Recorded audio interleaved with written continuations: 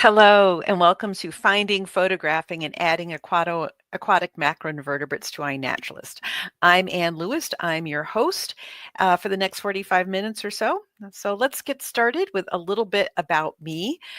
I am the executive director at the South Dakota Discovery Center in Pierce, South Dakota.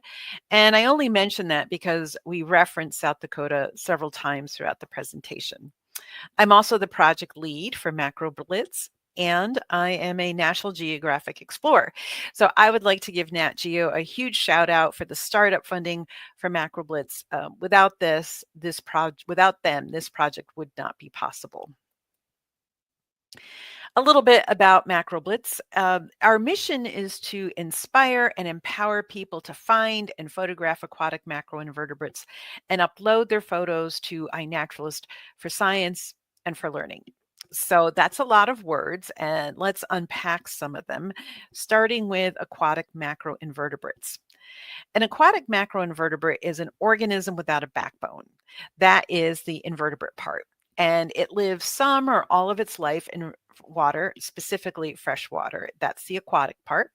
And it's between micro and mega size, usually smaller than 2 inches, but large enough to be seen-ish with the unaided eye. No magnification necessarily, like a microscope. That's the macro part. iNaturalist, if you are not familiar with it, is an online social platform, kind of like Facebook and Instagram, kind of not. There you upload geolocated photos and sound recordings. For macros, we're going to be focused mainly on the photos. They tend to be pretty quiet. And on iNat, you upload photos or sound recordings of wild and natural organisms. Again, with macros, we're not finding a lot of captive and cultivated. If you do have some, you can still upload them, just mark them captive and cultivated. I like to start out right away with the inspiration. So we're going to hear from National Geographic explorer Dalal Hanna, who is on the MacroBlitz team, and you will hear what MacroBlitz means to her.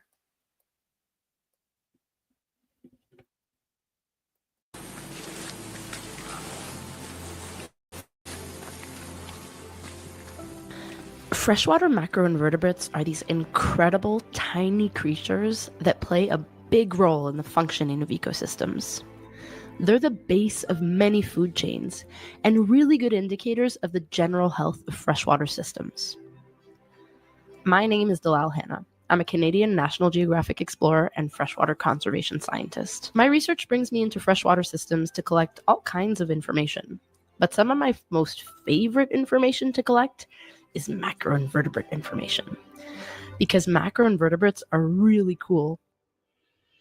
They nest into the sand and thrive in freshwaters throughout the world, and they are excellent indicators of overall freshwater health. I got involved with the MacroBlitz project because I think macroinvertebrates are this awesome sort of secret treasure hiding in the streams and rivers that I'd love for more people to get the chance to connect with. These tiny insects make their homes on the rocks, leaves, and branches at the bottom of streams and rivers. There are so many different kinds of them, each with their special features and skills. And when you stop and take the time to get a closer look, you realize just how wonderful they are. But unfortunately, the abundance of macroinvertebrates is declining. And although we know that this is a problem we need to try to solve, scientists can barely keep track of what's going on. So to me, MacroBlitz is a way to address that. It's a way for everyone to get involved, to help document what's happening to macroinvertebrates around the world so that we can find ways to protect them. A beautiful goose! Look at its gills! It's awesome! I've always loved freshwaters. But as an educator and a parent, my understanding of just how important they are has deepened. We need to protect them and all the beautiful creatures that inhabit them, including the small but mighty macroinvertebrates. So come on, join us. Find your local stream, soak in its beauty, flip a rock, take a picture, upload it to iNaturalist and MacroBlitz. This collaborative effort has so much to teach us all.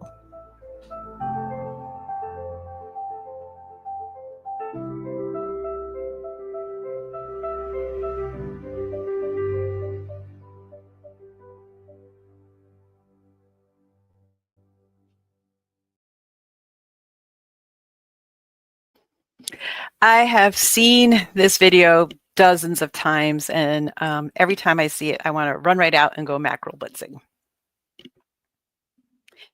Some things you should know about MacroBlitz before you begin, especially if you are already involved in some aspect of an aquatic macroinvertebrate monitoring program. First of all, MacroBlitz is additive. It fits with other aquatic macroinvertebrate monitoring projects, regardless of the protocols or equipment that you're using. So if you use a kick net or a rock basket, continue to do that. All you should add is taking the photos of some of your critters and uploading them to iNaturalist after you collect them. MacroBlitz is focused more on biodiversity rather than water quality, and mainly because we don't have a minimum sample size requirement. Can you get a sort of back of envelope estimate of water quality? Yeah, sure, absolutely. But we are thinking about biodiversity. What is there with MacroBlitz? And finally, MacroBlitz is a community and not just an iNaturalist project. Although, interestingly enough, being part of the iNaturalist project is how you can become part of the community. I post journal entries, and that can be a place for conversation and comments and going back and forth.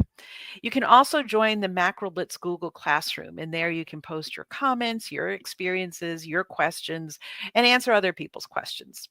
So go to macroblitz.org to learn how to become part of the community of MacroBlitz. All right, let's get into the nuts and bolts, the meat and potatoes, the bugs and critters, if you will, of the project. So if you go to the classroom modules, we will be covering in this next segment the 3 sections: get ready and gear up, find macroinvertebrates, habitat types and collect macroinvertebrates. So we're just going to skim over the top. You can go do a deeper dive into those topics on the classroom.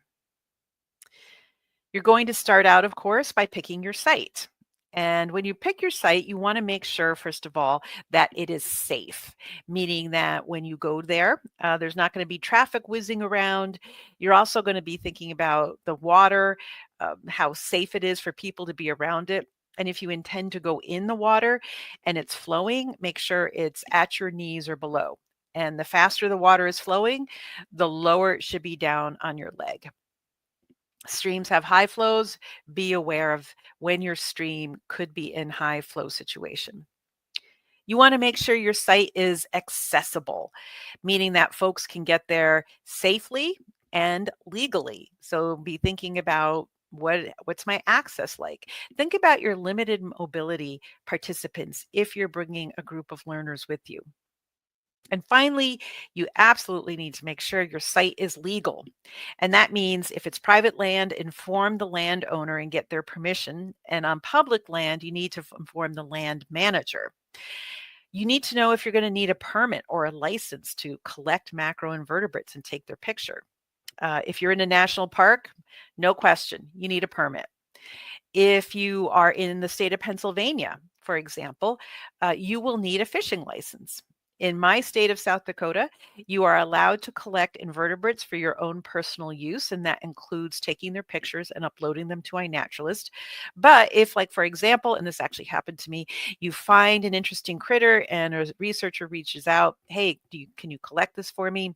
You need to get a collection permit. Moving on to gear, and this is actually my gear kit. Obviously a muddy day when I took that picture. We don't have, I should say, before I get into the weeds, we don't have a required gear list. Everything I'm about to tell you is what we use, what we recommend. As I said earlier, you can use your own gear. When you're picking your gear, you want to think about what the gear does rather than what it is. So For example, you need gear to collect your critters out of the water. And for that, I use this D net. And I also use a smaller aquarium net that's usually used for brine shrimp. I like those because the mesh is very, very fine. And it's kind of heartrending to see a little macro struggling in a wide mesh net. You're going to need something to hold them while they're on land. And I like these collapsible tubs. I think they're usually advertised as collapsible sinks. It makes transportation a lot easier. You're going to need something to pick up your macro from the tub so you can take its picture. And I just use a white spoon and pipettes. And I trim the tips of the pipettes for different sized openings to suction up different sized macros. Some programs use forceps. I don't. If yours does, that's cool. I'm always afraid I'm going to squish the little guys. You'll need something to take photos. We'll talk more about that in the photography section. You need something to isolate your organism so that you can take a picture of it. And for that, we use Petri dishes. Other programs use clear plastic cups or ice cube trays. Those are all great options. I like Petri dishes because they're nice and shallow and you can get up close for those close-up photos to capture that detail. I recommend you have something to measure your macro. And for that, we use Right in the Rain index cards. We just slide it under the Petri dish, and that gives you a sense of scale of the organism. This is a 6.35 millimeter or a quarter inch grid. You could also just use a ruler and make sure that it shows up in the photos. You might want to think about something to magnify your photos, especially if you're using your phone camera. Again, we'll talk more about that in a moment. And you'll want to make sure you're comfortable and safe. So I use this gardening stool. I stow a lot of this equipment in the side zipper pocket. I collapse the tubs, toss them in the small net in a backpack. And so when I hike out to a site, really, I have my hands mostly free and I'm carrying just the D net. Pretty comfy. All right, let's talk about habitat, where you are going to find your macros. I'm going to full screen this one so you can see this a little better. Okay, there are two main types of habitat for macros that you will be working with. We have the lentic and slow moving waters, still or slow moving waters. So that's things like ponds or lake edges, wetlands. We also have the lotic or flowing waters, so streams or shallow rivers. In the lentic system, you can see the macros, how they're distributed in the vegetation, on the surface of the water, embedded in the sediment on the bottom, also just kind of hanging out in the water column. In the lotic system, it's similar, but with some significant differences. You can see the macros clinging to rocks, also embedded in the bottom.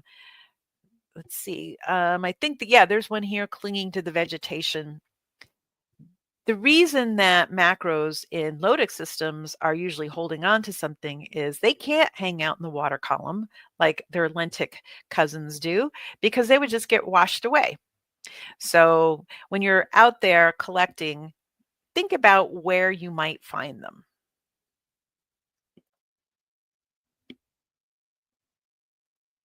Okay, let's hear from Dalal again, and she is going to walk us through collecting macros in a lotic system. So we informally call this turn and churn.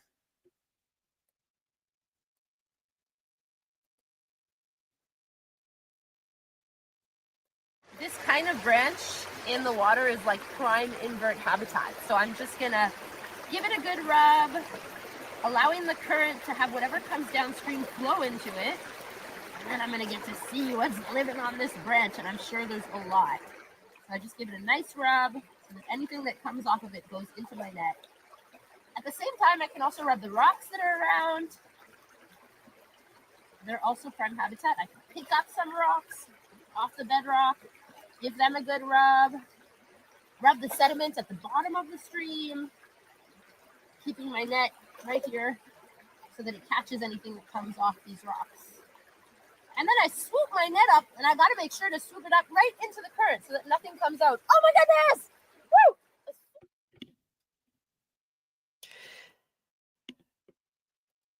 I love Dalal's enthusiasm.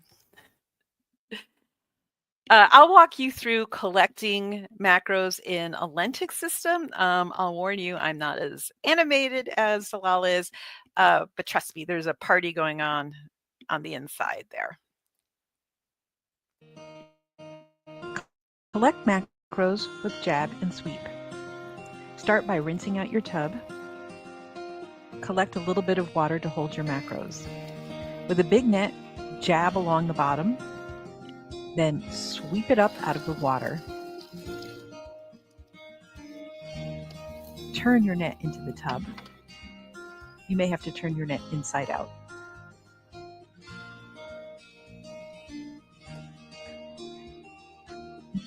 Gently wipe or rinse the net to remove any clinging macros. With a small net, start at the base of the vegetation and jab your way upwards. Sweep the net out of the water, turn it into the tub.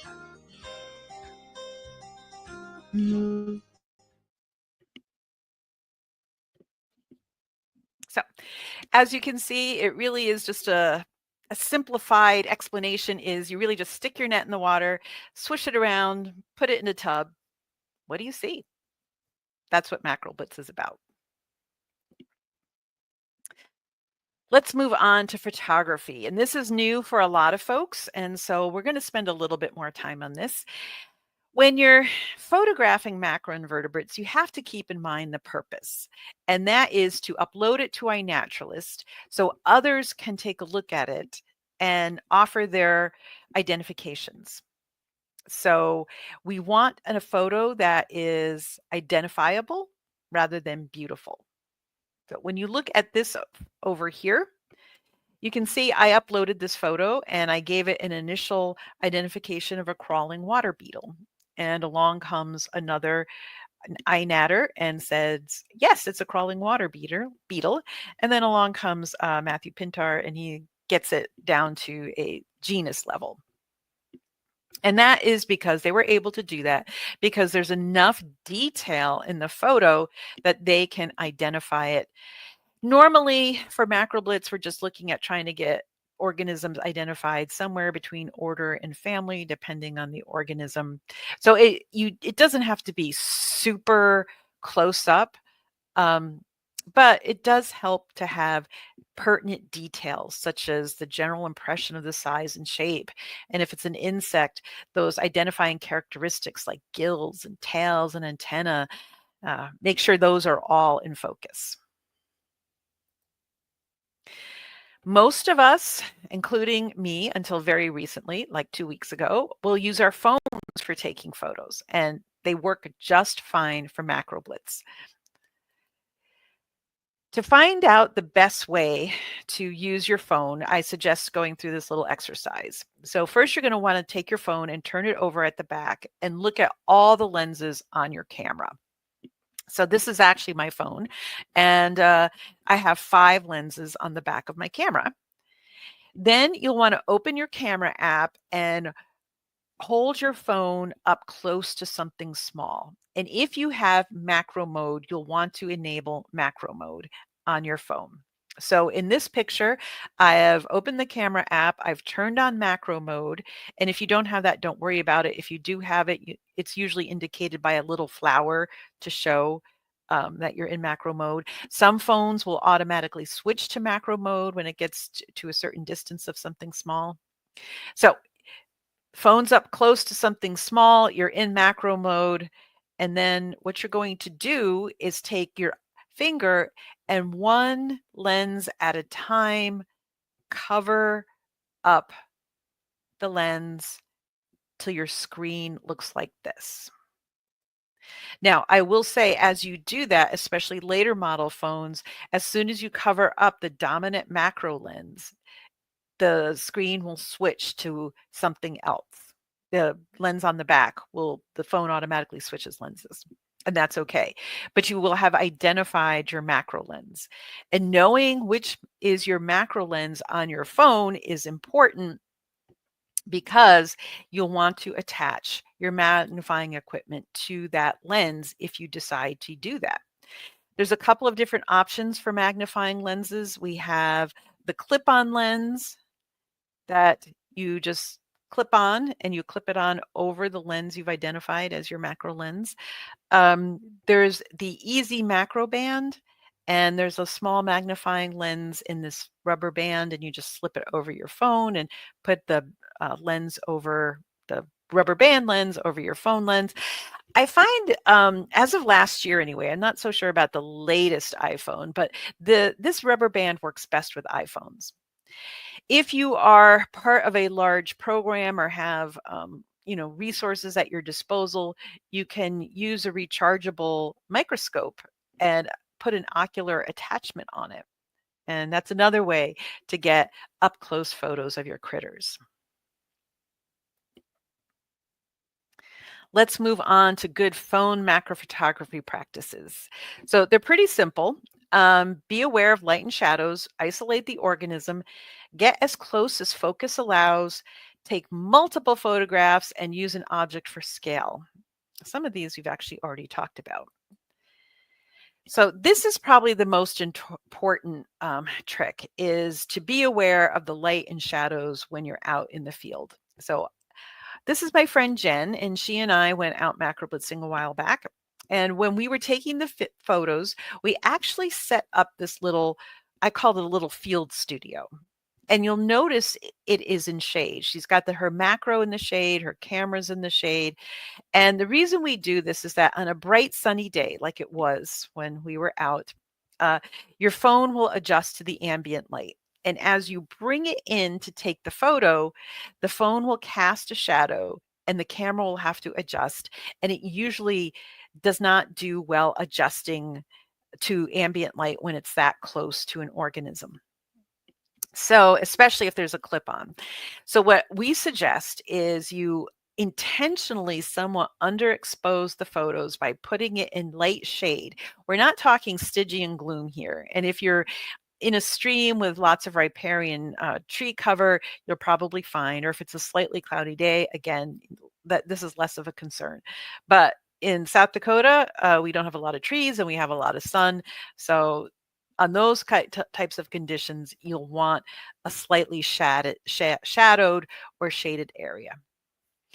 After you set up your organism in the shade, you can use photo editing software after you take the picture to adjust the exposure and to sharpen and pop the details.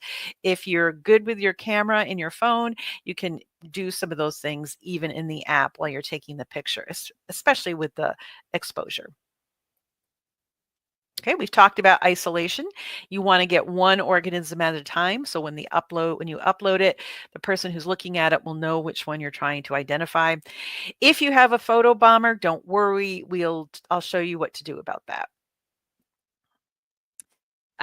Focus. All right, this is a challenge because often your organism is moving. And when you're photographing something small and you're up close and it's moving, that is sort of a recipe for challenge. So this, you'll just have to do two things: practice and take a lot of pictures. I suggest taking multiple photos, like I said, and use burst mode if you have it. On your phone, you'll have to search your model that you have to see if burst mode is an option. The reason you use burst mode is because you're taking a lot of pictures in rapid succession, and sometimes your organism will move in and out of focus. Sometimes part of it will be in focus and then the other part will be in focus, and that's super helpful if your organism's larger. That dancing chironomid in the last slide, I used that, I made that with a burst mode series of photos. Sometimes you can turn them into a GIF or a GIF. We're not having that discussion today. Objects for scale. Like I said, we use Right in the Rain. And If you are wondering, well, where can I get Right in the Rain or any of the equipment we've talked about, in the Google Classroom under Gear Up, there is an equipment list with links to things you'll see in this presentation. However, like I said earlier, you use what you have accessible and can afford. All right, let's talk now about iNaturalist.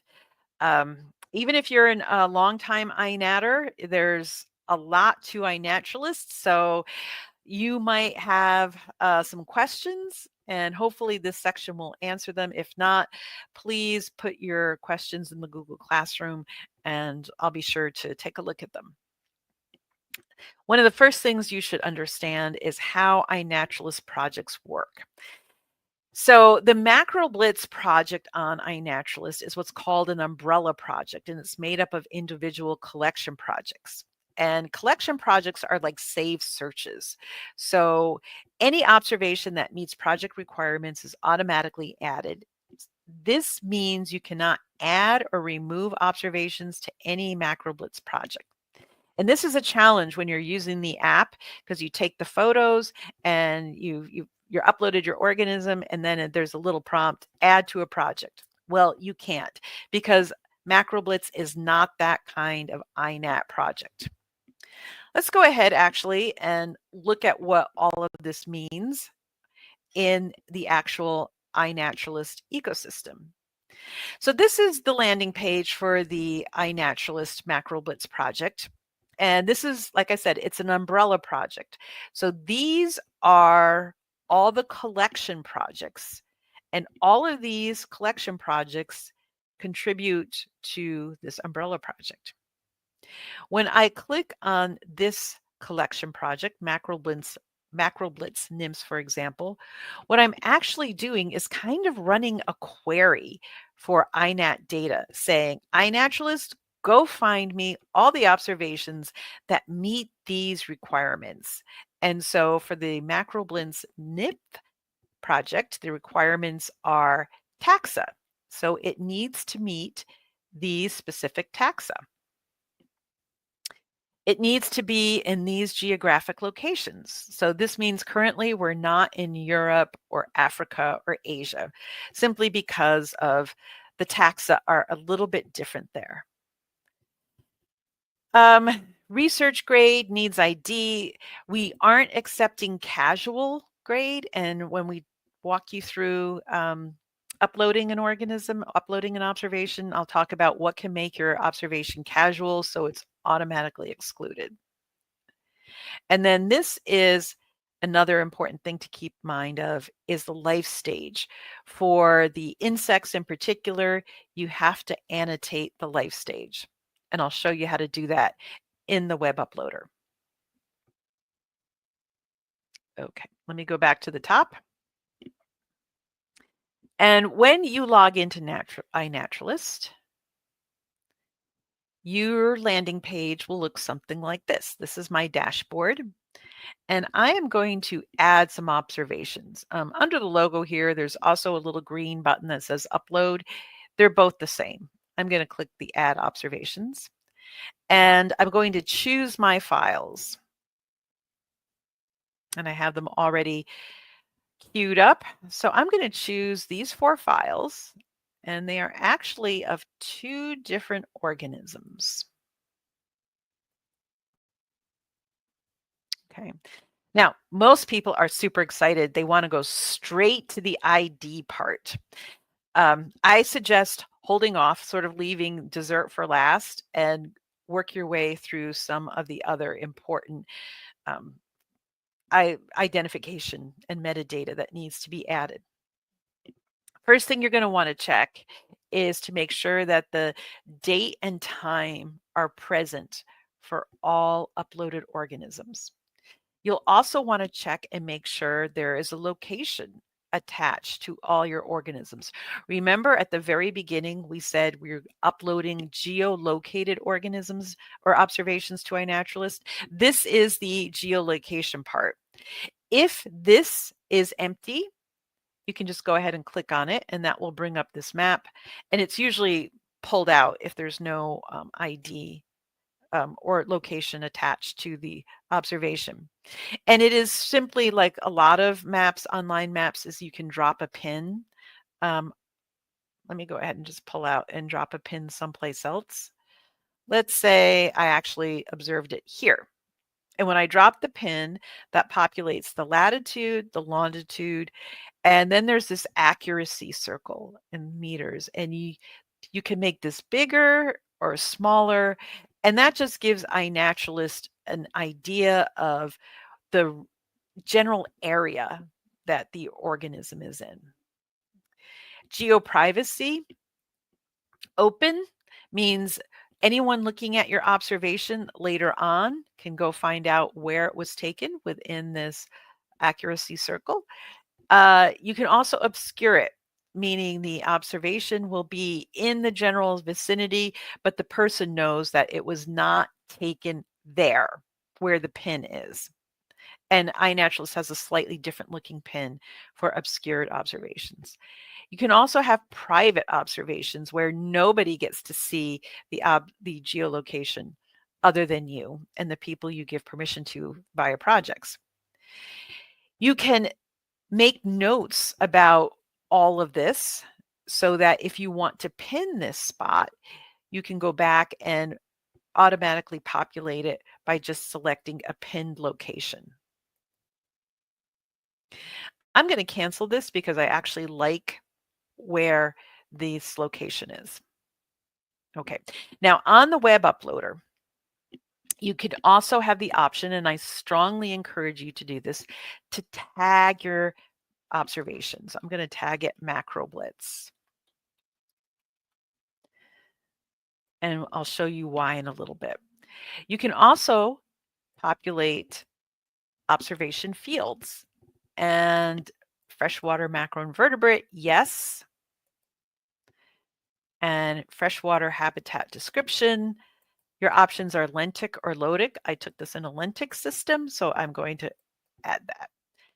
The more data you add to your observation, the more useful it will be to someone else. Okay, like I said, I have 2 different organisms here. And I want this one to be picture 1, so I'm going to grab this one and join these 2 together. And so now I have 2 pictures for this observation.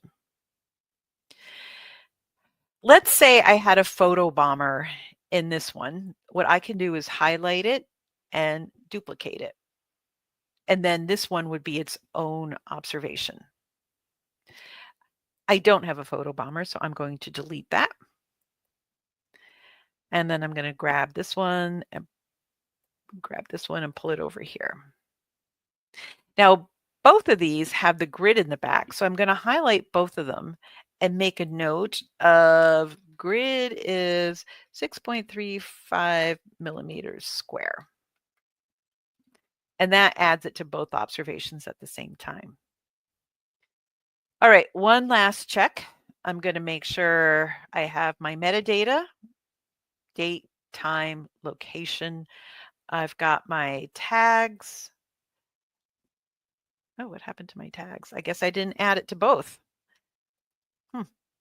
All right, let's add it to both then.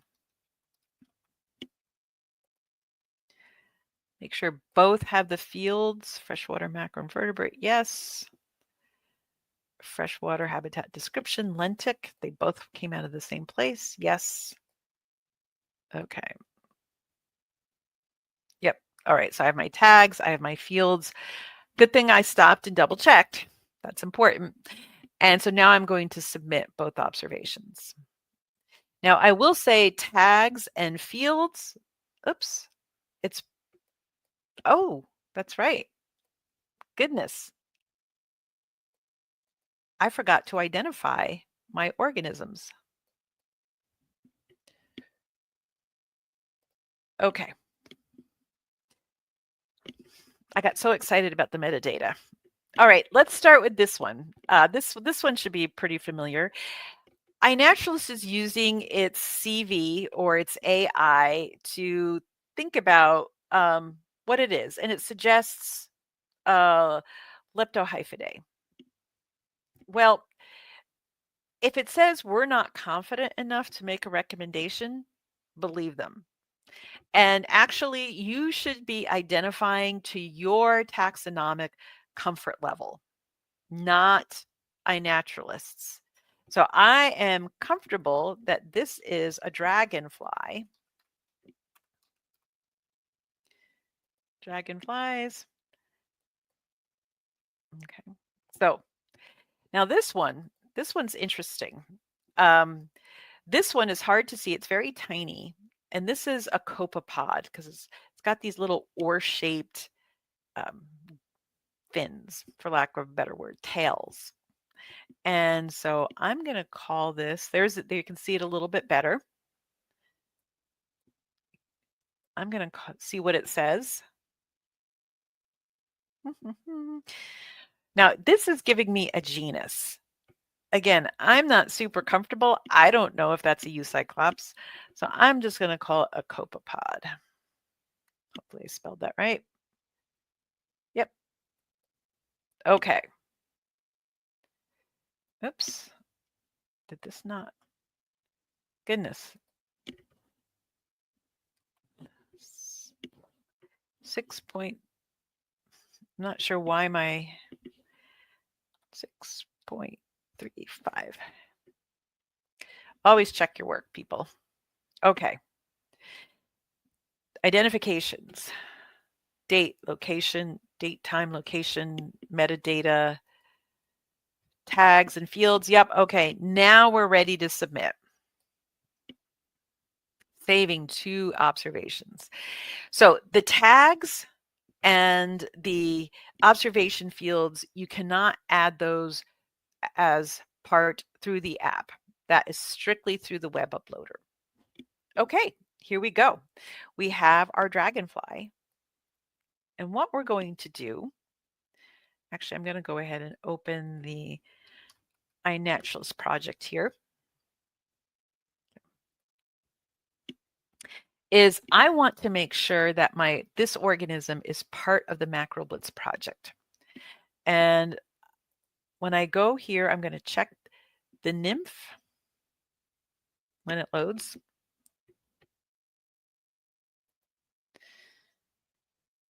Okay, and go check the observations after it loads. Okay. So to make sure it is part of this project with the nymphs, I need to add the life stage, because if you remember, the nymphs project has the nymphs project has the required annotation of nymph. So after I upload it, and this is true for the web uploader and the app, you have to go back and annotate it. Okay. And when I do that, the MacroBlitz icon appears under the list of projects where this observation is. This list of icons is populated because these are the projects that I have joined. So to get these icons on your observation page on the web uploader, you have to join the project. So up here in the top right corner of the project page is, if you're not part, it will say join. If you are part, it will say members. Let's go back to my list of observations and look at that copepod.